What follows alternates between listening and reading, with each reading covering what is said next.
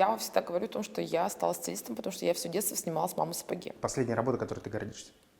Я снимала с Энни Лейбовиц в Нью-Йорке, с Жаном Леприни в Париже, в Китае, в Гонконге, где только я не снимала. Вообще мужчины обращаются к тебе? Все почему-то думают, что я одеваю Лукашенко. Я тоже прочитал, что были странные предложения, от которых ты отказываешься, например, нарядить собаку. Волков боятся в лес не ходить, я предпочитаю рисковать. Но если про гонорар, сколько, например? Ты можешь говорить? Я, например, осенью купила себе 2 сумки. Общая стоимость 2 сумок составляла около 860 тысяч рублей. Понять и простить, либо не понять и не простить, писаться навсегда, да ради бога. Я же живая. Привет, я Максим Кардозу, и сейчас будет интервью с Галой Борзовой. Это один из лучших на сегодня топ-стилистов в нашей стране. Она работала со звездами, политиками, бизнесменами, делала крупнейшие рекламные кампании с мировыми брендами. Мы поговорили сегодня о моде, стиле, о Якутии и мечтах. Ну что, барды-бытышки? Гала, привет. Привет. Очень приятно тебя видеть здесь у нас на Якутии-24. Я всегда с огромным удовольствием принимаю участие во всех мероприятиях, которые связаны с нашей республикой, поэтому я тоже очень рада вас видеть. Ну расскажи давай про свое детство в Якутии, всем очень интересно. Где ты училась, какие воспоминания, может быть, у тебя сохранились, связанные с нашим родным городом? Ну, я, наверное, буду говорить не только о городе Якутске, а о республике в целом. У меня бабушка жила в деревне Сунтар, Сунтарского Луца, и я там проводила очень много времени в детстве с двоюродной сестрой, с бабушкой, там, с каким-то хозяйством, коровы, куры, поросята, там, река Вилюй, купалка, сенокос. Все это в моей жизни было, там, ягоды собрать. Вот тебе вручают огромное ведро и говорят, что вот до вечера нужно это ведро полностью собрать. То есть такое тоже было в моей жизни, это очень классно. И я никогда этого не забуду. И очень часто это вспоминаю, в том числе там, в каких-то своих текстах, в Инстаграме об этом рассказываю. То есть я очень горжусь всем этим, что было в моей жизни. По поводу города, я училась в ЕГЛ последние 3 года, до этого я училась в 7-й школе, наверное, это было такое неосознанное время, да. Также я ходила в музыкальную школу, я занималась классическим балетом 5 лет, пока не сказали, что, знаете, у девочки нету никаких данных. Вот это даже не то, что Большой театр, это даже Якутский драмтеатр как бы не выдержит такую балерину, поэтому мама приняла волевое решение, меня перевели в хоровое отделение, где я пела вторым альтом, это самый низкий женский голос, чтобы ты понимал. Вот. Успешно закончила музыкальную школу, научилась играть на фортепиано, сыграла на выпускном, по-моему, «Лунную сонату» или «Колизию», я уже не помню. А еще Григоровича я играла «Воспоминания на берегу Лены». Вот, и после этого я поступила по линии постпредства, я поступила в Горный университет, отучилась там ровно год и перевелась в МГУ. Имени Ломоносова на экономический факультет. Собственно, вот на этом, наверное, история с Якутией на 10 лет закончилась. После этого у меня родители переехали в Москву, и я, наверное, 10 лет в Якутске вообще не была. А потом уже в новом статусе, да, уже там не просто там девочки из Якутска в статусе известного российского стилиста, я приезжала в Якутск с мастер-классами целых 2 раза, вот, и получила незабываемое впечатление. Если честно, я помню, как я ехала на первый мастер-класс, спустя 10 лет отсутствия в республике, я летела в Аэрофлоте, в бизнес-классе, спала.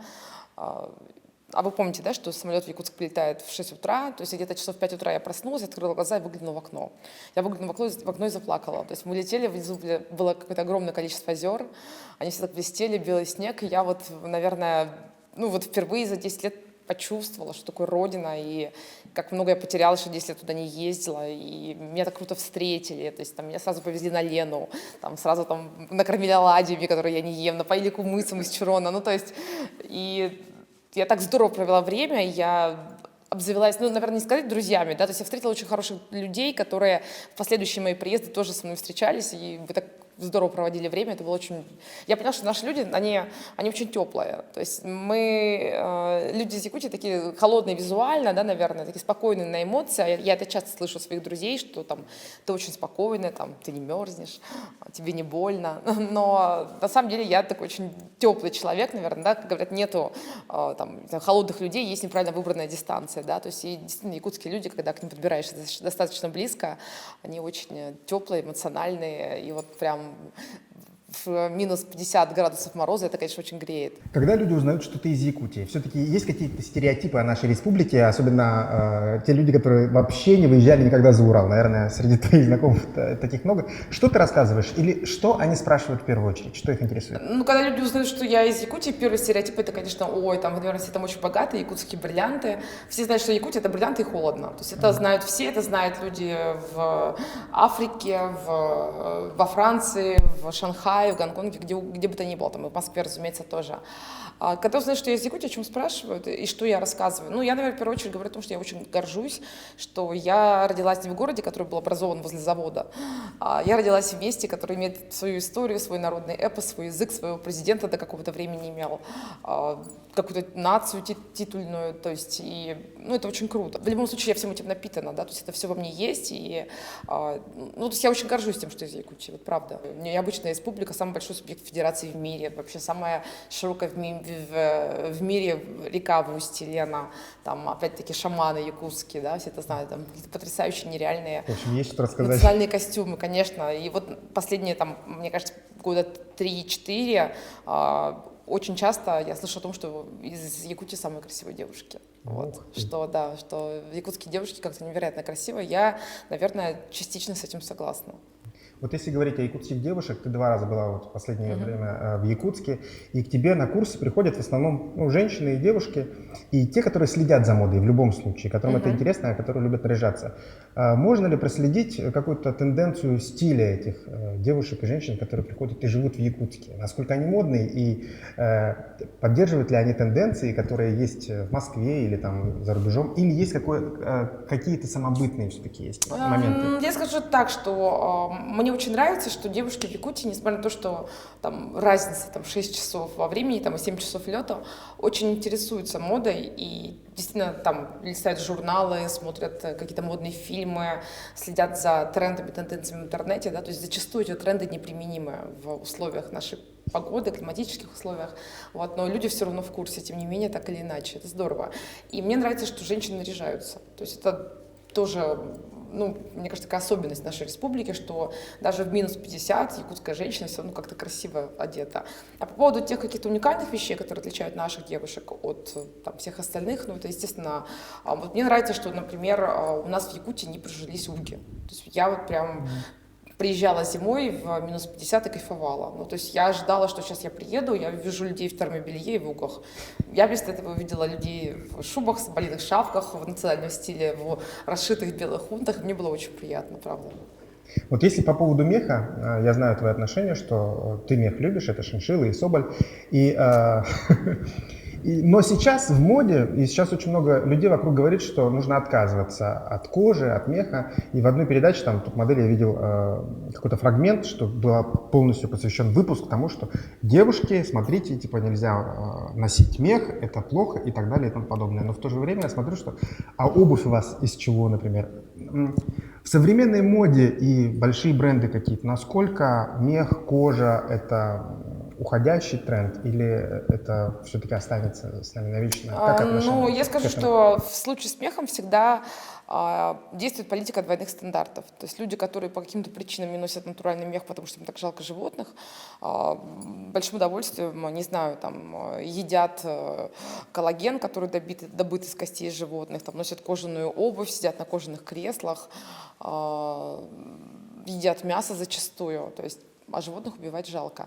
На самом деле, я к эко-меху отношусь отрицательно, потому что эко-шуба будет разлагаться 200 лет, в то время как натуральная шуба, во-первых, как бы она служит дольше, ее можно перешить и подарить дочке, да, там, или, например, гуляя по Кот-де Клеранкур в Париже, да, мы можем видеть, как продаются леопардовые шубы, которым по 50, по 60, по 70 лет. То есть это мех, он, во-первых, долговечен, во-вторых, он разлагается в земле очень быстро, то есть это абсолютно экологично, поэтому, когда люди топят за то, что давайте, там, не знаю, запретим производство натурального меха, да, то есть они топят за то, чтобы браконьеры этот мех добывали действительно негуманными способами, и животные находились как бы не в тех условиях, в которых они могут находиться на официальных производствах. То есть топить надо не за то, чтобы от натурального меха отказаться, надо быть за то, чтобы животных были достойное содержание на фермах. Ну, это исторически заложено, ну, согласись, то есть это как, ну, то есть это такая цепочка, да, то есть это пищевая цепочка, где человек стоит как бы, к счастью или к сожалению, на вершине.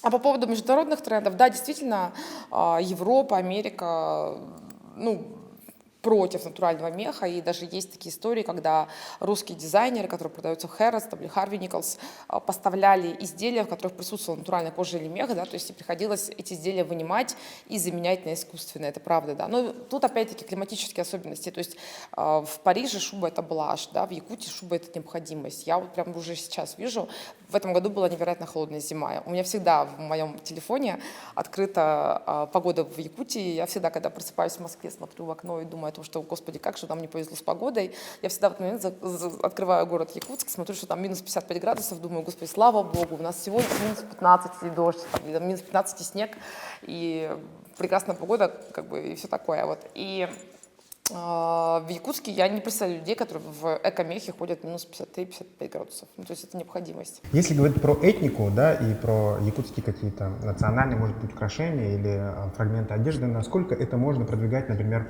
в фэшн-индустрии мировой? Можно ли это? Конечно, можно. Вот у меня есть подружка Мария Ефимова, это бренд Джемая Джемс. Мы с ней близко очень дружим, она моя ученица, и наши, как раз-таки инициатором одной из поездок в Якутии была именно Маша. И вот буквально позавчера мы с ней обедали в ресторане Уильямс, и она поделилась со мной тем, что она будет создавать украшения в якутском стиле, но современные, модные, классные, стильные. Я не ювелир, то есть я, ну, как бы могу это представить, да, то есть, но я не могу сказать, как точно это будет выглядеть. Вот, но я возлагаю надежды, да, то есть и надеюсь, что эта коллекция будет действительно классная, и я буду носить украшения в якутском национальном стиле. Наши украшения, они ведь, это не просто украшения, то есть это как бы амулеты, это обереги, которые имеют большую смысловую нагрузку, да, там, и ну, это еще более интересным их делает, то есть очень здорово. Если говорить про тебя как стилиста, ты же по профессии экономист, ты везде это говоришь, ну, по образованию, да, у тебя вообще 3 образования, экономист, финансист. Как ты пришла к стилисту? Ну, во-первых, я не знаю, как это называется правильно. мое последнее образование, ну, может, не последнее, да, но там, то, которое последнее на данный момент, я стилист, я училась в Лондоне. Я училась в Лондон колледж фэшн, на фэшн-стилиста. Да, по первому образованию я экономист, я закончила МГУ, потом после этого я закончила Плехановскую академию маркетинг товаров класса люкс. И как раз-таки я проходила стажировку в компании Bosco Dicereggio. Я начинала с... Очень крутая была стажировка, она была очень классно построена с того, что ты начинаешь с самой низкой позиции, то есть с позиции продавца-консультанта в магазине. Я была продавцом-консультантом в магазине Уолфорд в Атриуме, колготки продавала. И дальше ты поднимаешься, то есть и ты видишь как бы всю цепочку того, как продаются товары класса люкс, да, то есть и это на самом деле очень интересно, и мне это очень помогло в жизни, потому что маркетинг товаров класса люкс отличается от маркетинга обычных товаров чем? Тем, что абсолютно другой клиент, и на него не работает стандартная схема. Это очень здорово, и мне это помогает сейчас в работе с моими клиентами, потому что я в основном с VIP-клиентами работаю. В общем, потрогав роскошные вещи, постояв в прекрасном бутике, я поняла, что мне это все очень нравится. Дальше в моей жизни появился Александр Рогов, который на тот момент уже был успешным стилистом, телеведущим на телеканале MTV Russia. И мы очень подружились, я год просто тусовалась. Спустя год меня начали звать на съемки. И так получилось, что у меня сразу получилось. То есть там, моя первая съемка была уже обложка журнала, там, вторая съемка дала мне огромное количество гарантийных писем, и я после этого могла снимать уже какие-то свои личные фэшн-истории.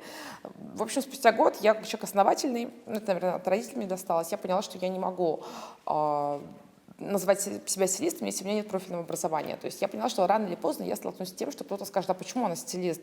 Кто сказал, что она стилист? Кто сказал, что то, что она делает, это хорошо? Да? То есть мне для этого нужно иметь экспертизу.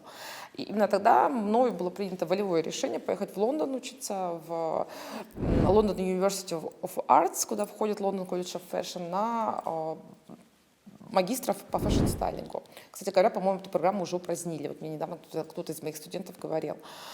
Да, эти 1,5 года в Лондоне были незабываемыми. Во-первых, это были самые голодные времена в моей жизни, потому что, ну, мы все знаем как бы соотношение фунта к евро и к рублю, то есть это какая-то просто бешеная валюта. Это было, ну, лет, наверное, 13 назад. Это было очень давно. Вот, я жила сначала в общежитии, потом я жила в африканской семье. Вот, а потом я встретила свою бывшую одногруппницу по МГУ и переехала к ней на улицу Бонд-стрит, где банк ее папы держала прекрасную там 10-комнатную квартиру. Вот, но денег все равно было мало, то есть я не работала, мне там родители высылали каких-то денег, которые хватало на то, чтобы есть в китайских ресторанах. Вот я с тех пор ненавижу китайскую кухню и ни разу не была в Лондоне, если честно. Вот. Но надо съездить уже в новом статусе, сходить в ресторан Новиков, сходить, как бы, не знаю, выпить вина у Чичваркина, вот, и, может быть, полюбить Лондон раз и навсегда. Ты часто говоришь про образование, и насколько важно стилисту иметь образование? Все-таки в понимании общем, да, людей, что стилистом может быть любой человек. Именно поэтому зачастую сейчас стилисты, ну это сейчас очень модная профессия, страдают рефлексией. То есть они страдают рефлексией о том, имею ли я компетенцию работать стилистом, получается ли у меня, хороший ли я стилист. И в первую очередь образование дает вот это ощущение уверенности в себе. То есть ты понимаешь, что да, ты стилист, ты учился, ты посвятил этому время, тебя визировали люди, которые работают стилистами, которые успешны в этой индустрии. То есть это первое. Второе, если мы говорим про образование стилистов в России, то оно построено больше на истории моды, то есть это какой-то вот такой там на искусстве и так далее. То есть не совсем правильно. То есть я все-таки считаю, что образование стилиста должно быть западным. И, кстати, моя школа Стайлбиз Галаби построена ровно на той системе, которую давали мне. То есть я своих стилистов хочу в первую очередь делать фэшн-съемки. Потому что рассказать какую-то историю в 8 картинках — это практически режиссура, это очень сложно. Если ты можешь сделать это, тебе ничего сложного не составит одеть там любую самую сложную клиентку. Потому что по факту каждая клиентка — это тоже история. И тебе нужно ее просто сказать. Вот и все. Все-таки самые главные качества, которые должны быть у стилиста, по-твоему? Я не скажу ничего нового. Первое — это насмотренность и хороший вкус. А хороший вкус — он как раз-таки приходит с насмотренностью вместе. Второе — это, конечно, коммуникабельность, потому что работа стилистом — это в любом случае работа с людьми. Неважно, вы снимаете съемки, работаете в рекламе или вы работаете с людьми, там, с частными клиентами. Да? То есть ты так или иначе находишься в коммуникации с кем-то. И третье, наверное, стрессоустойчивость, потому что наша работа очень сложная. То есть бесконечные съемки, бесконечные примерки, не самые простые клиенты, которые зачастую не знают, чего они хотят. Или, например, люди, которые считают, что платье Валентины за 1 000 000 рублей — это нормально, а заплатить стилисту 65 000 рублей за шопинг — это дорого. То есть и это все как бы вызывает, естественно, определенную рефлексию. Поэтому надо, чтобы кукушка не текла. А что делает, получается, стилист? Если ты говоришь насмотренность, это нужно следить за всеми тенденциями, да, показы или что? Конечно, мало того, что нужно следить за модными показами, нужно следить еще за глобальными трендами. Мы же понимаем, что мода не берется сама там из головы какого-то дизайнера. Мода есть отражение тех глобальных трендов, которые происходят в мире. Вот буквально вчера я давала прямой эфир, где показывала платье, которое напоминало из себя костюм медсестры. Действительно удивительно, как оно появилось в коллекциях дизайнеров, как один из основных трендов на сезон весна-лето 21. Ведь мы весь прошлый год просидели в пандемии, да, то есть дизайнеры, так же, как и мы, сидели в пандемии и не могли не вдохновиться платьями медсестер, образом медсестры. То есть все, что мы видим на моде, есть отражение того, что происходит в мире. Поэтому стилист — это очень разносторонний человек. То есть это не просто смотреть модные показы, это еще бывать в правильных отелях, это бывать в правильных местах, это смотреть правильные фильмы, это увлекаться современным искусством, это смотреть правильные постановки. То есть чем лучше стилист, тем шире кругозор. То есть я, мне кажется, являюсь экспертом сразу в нескольких областях. Про красную дорожку хотел спросить. То есть мне всегда интересно. На больших мероприятиях, Оскар или там Грэмми, звезды на красной дорожке, они все прекрасно якобы одеты, и со всеми с ними работают ведь стилисты, причем наверняка не один, кто-то там собирает прическу, макияж и так далее и тому подобное. Но почему в итоге в некоторых случаях получаются неудачи, которые потом все активно обсуждают? Это как так случается? Это же человеческий фактор. То есть вот команда работала над образом звезды, все бились в экстазе, казалось, что все будет так красиво. Вот вам, пожалуйста, неудачный образ. То есть это же нормально. Это как ты идешь себе, не знаю, в магазин, покупаешь себе, там, видишь какой-то классный пиджак, уже видишь, как ты такой красивый, там, не знаю, в нем на лошади на белой едешь, понимаешь, и потом ты делаешь этот пиджак, идешь на день рождения, понимаешь, что выглядишь как дурак. То есть это какая-то вот, это нормально. То есть никто не застрахован? Да, конечно, никто. Или лучше выбирать всегда классический какой-то... А это скучно. Волков боятся в лес не ходить. Я предпочитаю рисковать. И я тебе честно скажу, что даже там я отсматриваю свой Инстаграм, вижу периодически неудачные образы. Но это не страшно, я же живая. Я живой человек, я имею право выглядеть хорошо, я имею право выглядеть плохо, я имею право иногда ошибиться. Это абсолютно нормально, в этом нет ничего такого. То есть понять и простить, либо не понять и не простить, писаться навсегда, да ради бога. Понятно, что разные съемки и работа, например, с отдельным клиентом и с какой-то компанией, они отличаются, да? И ты сказала, что даже разные люди работают и разные команды в этих съемках, но ты делаешь и то, и то, и то, делала, по крайней мере, и успешно себя проявляла в разных компаниях и с работой с частными Ничего клиентами. подобного. Я просто работаю стилистом очень долго. И в течение 15 лет я просто поработала во всех сферах, в которых только можно поработать. Но я никогда не совмещала работу с частными клиентами, с, не знаю, стилизацией манекенов в магазинах. Ну, то есть, по крайней мере, сейчас я могу себе это позволить. То есть, а то, что бедные стилисты делают там и съемки каких-то лукбуков, в то же время, там, не знаю, по ночам каких-то манекенов наряжают, это все от бедности. Например, в том же Нью-Йорке там, или в Лос-Анджелесе, где индустрия есть, разные люди занимаются разными вещами, это абсолютно правильно. Ну, то есть ты не можешь все делать одинаково хорошо. А если вот съемка для журнала какого-то, фэшн-съемка, вот что там включается? Насколько стилист может фантазировать и включать свою фантазию и творчество на полную катушку? Есть ли ограничения со стороны редакции? Ну, естественно, есть. То есть это зависит от того, какой журнал ты, во-первых, снимаешь. Во-первых, у тебя есть рекламодатели, список, конкретно, там, не знаю, 50 брендов, которые покупают рекламу в журнале, из которых ты будешь свою съемку стилизовать. Это первое. Во-вторых, есть тема номера, есть формат журнала, есть те команды, с которыми работает журнал, с которыми ты, может быть, не работаешь, но должен. Есть сроки, есть дедлайны, есть полосы, есть определенные кадры, которые нужно снять, есть модели определенные, которых нужно снять и так далее и тому подобное. То есть здесь творчества практически нет. А где есть творчество тогда? В независимых изданиях американских, для которых я работаю. Что тебе интересно? Вот, может быть, последняя работа, которой ты гордишься? Мне вообще не интересно снимать съемки, если честно. Я уже отснимала за 15 лет, знаете, я сняла все, что хотела, и все, что не хотела. Я снимала с Энни Лейбовиц в Нью-Йорке, с Жаном Леприни в Париже, в Китае, в Гонконге, как бы где только я не снимала. Все. То есть я съемки делаю только для того, чтобы мои студенты, которые учатся у меня на курсе, понимали, что я работающий стилист. Мне самой вообще ничего не интересно. То есть, тем более за это никто не платит, я должна еще свои деньги вкладывать в продакшн, знаете, я лучше пойду на шопинг с клиентом, мне поинтереснее. Вот расскажи про свою школу. Ты проделала огромную работу для подготовки своего курса. Школа Ставлюс Голубей – это школа для стилистов. Я за 3 месяца людям дарю профессию, новую жизнь, меняю абсолютно жизнь людей. Огромное количество людей пришли ко мне абсолютно с нуля и сейчас успешно работают в разных сферах. И со всеми выпускниками я держу связь. У нас есть закрытый чат, где мы все общаемся. Ставлюс Голубей алюмни.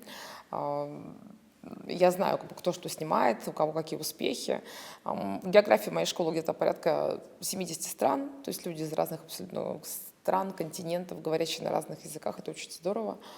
Это онлайн-школа, но мы устраиваем какие-то офлайн мероприятия, типа встречи, там, не знаю, какие-то мастер-классы. Но это онлайн изначально сразу такой был вариант, да? Нет, изначально я преподавала целый год в британской высшей школе дизайна. А потом посчитала, сколько денег забрала себе британка, сколько денег осталось мне, и решила, что лучше все эти деньги пойдут ко мне. Сделала свою онлайн-школу. А на что ты там делаешь упор? На фэшн-съемках. На фэшн-съемках. То есть как продумать вот эту вот историю? Ты уже об этом начала рассказывать, да? Да, это история, рассказанная в каком-то количестве картинок, минимально 8. Рассказанная с помощью тех инструментов, которые есть у стилиста. Это свет, цвет, модель, мейк, позы и так далее. Вот. И именно этому я учу своих студентов. То есть я считаю, что если стилист не снимает съемки, он не стилист. Расскажи про подготовку к этому курсу, потому что там тоже была проделана большая работа. Я вот хочу, чтобы ты про это сказала. Да, у меня большая команда работала. Я сняла, на самом деле, 3 курса. У меня есть курс профессиональный курс для стилистов, есть курс для широкой аудитории, для тех, кто стилистами не работает, но очень интересуется модой. И есть курс по личному бренду, как бы в Инстаграме. Как сделать так, чтобы ты стал известным в Инстаграме профессионалом. У меня работают очень крутые команды. В основном все команды с Первого канала, операторы, режиссеры, суфлеры, редакторы. Бюджет курса в среднем 3 миллиона, мы платим на продакшн. Ни на чем не экономим, чтобы все это было действительно классно, глянцево, красиво, стильно, самое главное. Плюс мы обновляем уроки, то есть мы каждому потоку доснимаем какие-то новые уроки, новые тренды. Но ты первая в России, которая сделает такой формат. Ну, глобально самая крупная онлайн-школа у меня. Если возвращаться тоже к работе с клиентами, ты сказала, что есть разница между мужчиной и женщиной. И вообще мужчины обращаются к тебе? Ну, конечно, я же президента страны одеваю, не наши. И какие там запросы? То есть, Сразу такие, знаете, вопросы, там они, все почему-то думают, что я одеваю Лукашенко, но я скажу, нет, Лукашенко одеваю не я. Да, я одеваю президента, какие запросы? Запросы, вот у тебя задничек есть, на котором президент выступает, и нужно подобрать галстук, чтобы речь прошла хорошо, например. Ну, плюс полная конфиденциальность, разумеется. Поездки постоянные, там, работа с помощниками, работа над образом в целом. ну, насколько мужчины вообще следят за модой? Мои следят. Ну, те мужчины, с которыми я работаю, это те люди, для которых действительно, которые действительно понимают, что с помощью внешнего вида можно управлять этим миром, людьми и огромными капиталами. По поводу обычных мужчин, ну, честно, я с ними не сталкиваюсь. Ну, наверное, пытаются как-то сами, как могут, с помощью своих жен, там, не знаю, мам, кто им может помогать. А какой самый интересный запрос был от клиента к тебе? Ну, я самое интересное не вспомню, наверное. Я вспомню последний, который был, что мужчине было 65 лет, а женщина, которая была с ним, была на 45 лет младше. И он выглядел даже не то, что как ее папа, он выглядел как ее дедушка. И запрос был в том, чтобы выглядеть как папа, например, хотя бы. Вот. Ну, мы вопрос решили. То есть это все решается. Да, конечно. А были какие-то сложные все-таки истории, когда пришлось приложить больше усилий для того, чтобы добиться желаемого результата с клиентом? Вы про мужчин говорите или про женщин? Вообще про всех. Нет. Ну, мне просто, я достаточно хороший психолог, я быстро понимаю, что человеку надо. То есть я знаю, что тебе никогда клиент не скажет настоящую причину, почему он пришел к стилисту. Все говорят просто, вот на улице наступила весна, я решила обновить гардероб. Но это ведь повод просто, а причина лежит гораздо глубже, да, например, не знаю, я толстая, муж мне изменяет. Вот, то есть и ты должен до этой причины сам каким-то образом дойти, да, то есть поэтому я никогда не работаю с клиентами, без предварительной встречи, без предварительного разбора гардероба. То есть заходя домой к клиенту, я тоже начинаю анализировать, начиная от высоты потолков и заканчивая, что одет состав. Это все влияет. Ну, конечно, если тебе открывает дверь домработница в черном костюме с белым передником и с банной шапочкой на голове, и в перчатках, и в маске, и там, не знаю, в какой-то специальной обуви на тихой подошве, ты сразу понимаешь, что клиентка очень непростая. И получается так, что разбор гардероба занимает около 12-16 часов, хотя он совсем небольшой. А бывают какие-то сопротивления со стороны клиентов? Ты, например, предлагаешь какой-то образ как профессионал, но клиент говорит... Да, конечно, сплошь и рядом такое бывает, что клиенты говорят, что, знаете, мне не нравится, там, я не уверена. Я говорю, да ради бога. Я говорю, мне нравится, вам не нравится, вам же носить. Не хотите, не надо. То есть я никогда не буду настаивать, то есть я никогда не буду клиентке говорить, тебе нужна эта сумка. Ну, то есть, ему же носить эту сумку, а не мне. Если сумка мне очень понравится, я просто себе ее куплю потом после шопинга и все. Я прочитал в одном из интервью, когда ты рассказывала про клиентку, она была руководителем компании и работала в Китае. Там была достаточно прикольная история, что их в компании было два партнера. Был мужчина и была она. Они два директора компании на равных условиях. Компания занималась криптовалютой, кстати, и занимается до сих пор. Да, компания была китайской, и сколько они не ездили на совещания, на встречи с одними и теми же людьми, которые прекрасно знали, что она тоже SEO, они продолжали делать вид, что она секретарша или переводчица. То есть мужчину они воспринимали как генерального директора компании, а ее как спутницу, секретаршу или переводчицу. И она вот перепробовала все способы. Она очень высокая девушка, она ростом где-то 1,82-1,84 м. То есть она носила высокие каблуки, там, чтобы быть повыше. То есть она там носила мини-юбки там, и какие-то кожаные платья. Там, и что только не пробовала. Там ярко красилась, и кудри, и что только не пробовала, и ничего не помогало.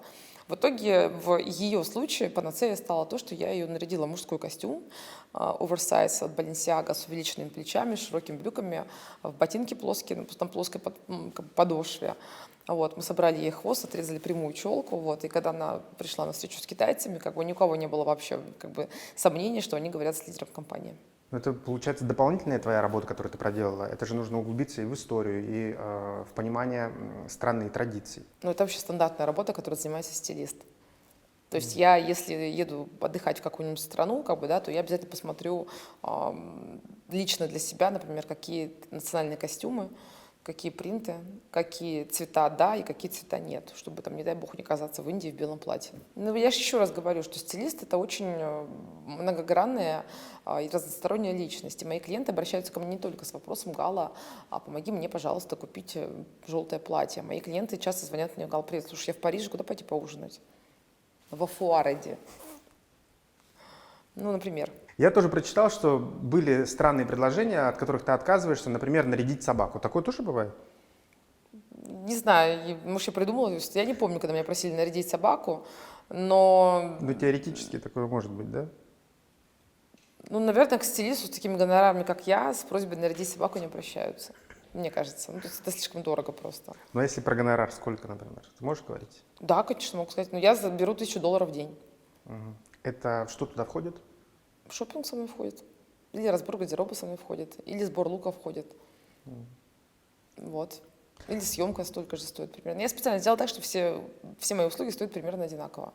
Для того, чтобы не получилось так, что я тебя взяла на шопинг, а его взяла на разбор гардероба. И разбор гардероба стоит в 2 раза дешевле. Я такая говорю: слушай, там, звоню и говорю: знаете, я вас типа не могу взять, у меня там зуб болит. Иду зарабатывать больше денег. То есть у меня всегда все честно, чтобы никого не сливать. Как часто ты сама себе покупаешь одежду? Постоянно. Ну, во-первых, мне очень много одежды дарят, просто пакетами. Честно, русские дизайнеры присылают просто там по 10 килограмм одежды. Там, ну, наступает новый сезон, и мне присылают бесконечно эту одежду. Ты ее чисто отсматриваешь, примеряешь или... Почему я оставляю себе, развешиваю себя в гардеробе, продаю потом через какое-то время, дарю подружкам, сама что-то ношу, если мне нравится. Плюс у меня же ведь есть реклама в Инстаграме. Ну, чтобы ты понимала, у меня в Инстаграме нет ни одного практически бесплатного поста. То есть каждый пост — это реклама какой-то одежды, за которую мне заплатили. Одежда тоже остается мне. Поэтому я всегда говорю, что, дорогие дети, не покупайте одежду, становитесь стилистами и получите ее бесплатно.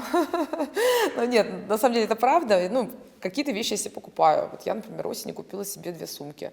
Общая стоимость 2 сумок составляла около 860 тысяч рублей. Вот. И одна из сумок мне не нравилась вообще. Но я просто поняла, что я же стилист, я не могу как бы прожить без сумки Bottega Veneta просто на золотой цепочке. Ну и плюс я подумала о том, что была пандемия, я за год себе вообще как бы ни одной сумки не купила. Поэтому, в принципе, потратить 1 миллион на 2 сумки — это нормально. Кстати, сейчас хожу и радуюсь, мне эти сумки даже нравятся начали. Ну, то есть, а что делать? Ну, ты знаешь, когда дети, как бы, когда вот ты своего ребенка вырастешь, да, он ты вырос страшный, кривой, да, то есть, ну, ты столько сил уже в него вложил, что поэтому ты его все равно любишь. Так же и с этой сумкой, да, если ты ее купил так задорого, что, в принципе, она тебе уже через пару месяцев кажется симпатичной. Про твой гардероб ходят вообще легенды. Это правда. Все правда. Где он у тебя сейчас находится, там, каких размеров, сколько там всего? Я всегда снимала для гардероба отдельную квартиру.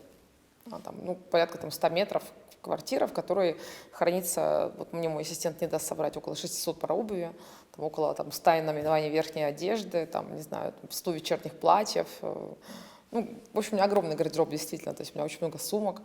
Сейчас временно я живу со своим гардеробом в одной квартире. Ну, в этом есть определенный, на самом деле, шарм, если честно. Мне нравится. Нет, я скажу, что снимая для гардероба отдельную квартиру, я гораздо хуже одевалась. Потому что вот последняя квартира, которую я снимала, она была в соседнем подъезде с той квартиры, в которой я жила. И, честно, даже дойти до соседнего подъезда, переодеться было безумно лень, правда. То есть я в итоге ходила в каких-то лосинах и пуховике. И 1 раз в неделю ходила, там, наряжалась. Вот. Сейчас, когда я живу с гардеробом в одной квартире, мне комфортно, это прикольно. Вот. Но ну, что-то надо менять определенно, конечно, с этим всем. Вот. И я сейчас как раз озабочена тем, что я покупаю себе квартиру. Я думаю, это как бы, ну, она не совсем в том районе, в котором я хочу жить. Потому что в том районе, в котором я хочу жить, квартира, которая мне нравится, стоит около 100 миллионов рублей. Вот. Та квартира, которую я беру, стоит ровно в 2 раза дешевле.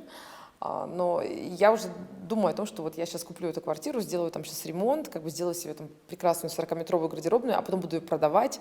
Кто же квартиру купит за такие деньги, с такой гардеробной, придется переделывать, там эти 40 метров разделять на 2 комнаты. Ну, пока снимаю квартиру и думаю, что дальше делать.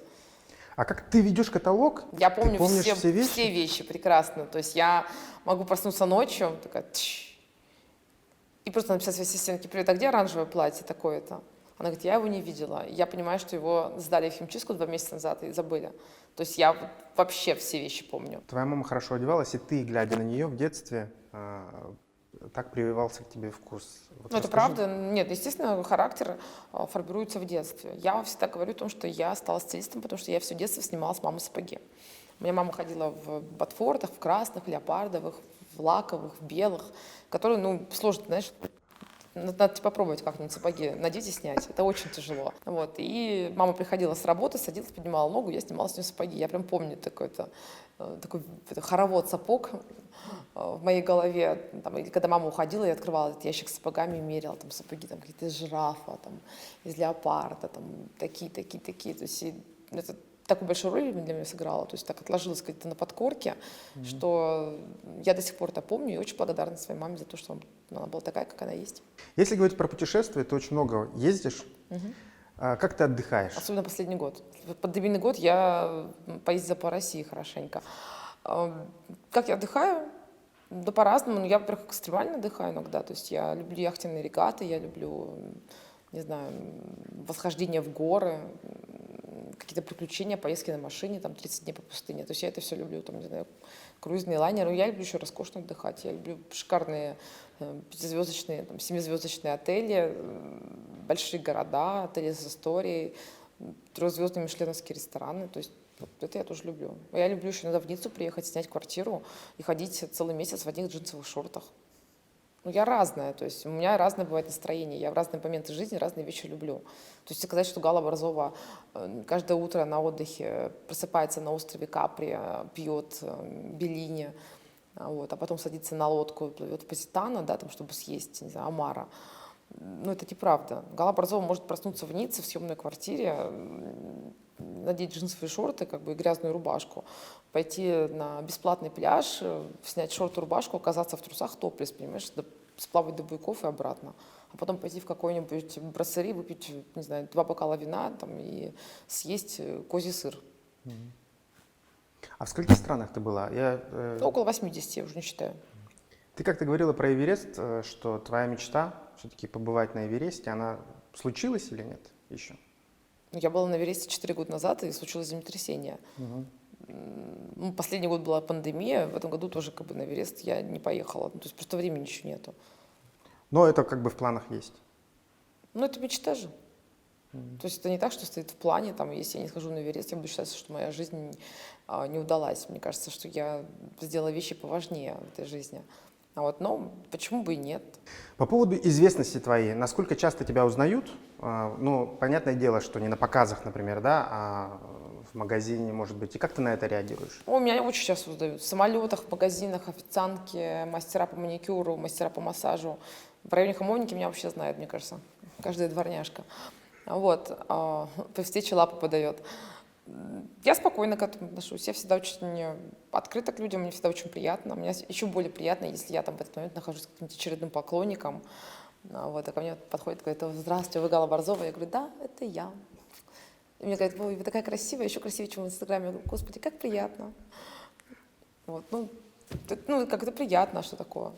А не было каких-то преследований, может быть? Или как ты реагируешь на какие-то комментарии нелестные, может быть? На хейтеров как я реагирую? Да. Ну, во-первых, я слишком хорошо про себя все знаю, чтобы там расстраиваться там, из-за там, не знаю, комментариев. Там, что вы врете, что вы ростом 1,68 м? Я вас видела в жизни, вы 1,50 м в полете. Ну, то есть, я же знаю, что это неправда, например, да, там, или там хейтеры мне могут написать, что там, вот правильно сделал ваш муж, что вас бросил, как бы, ну, не бросал меня муж, я сама ушла, да, то есть там, ну, как бы, люди додумывают, ну, то есть это полный абсурд, как бы это смешно.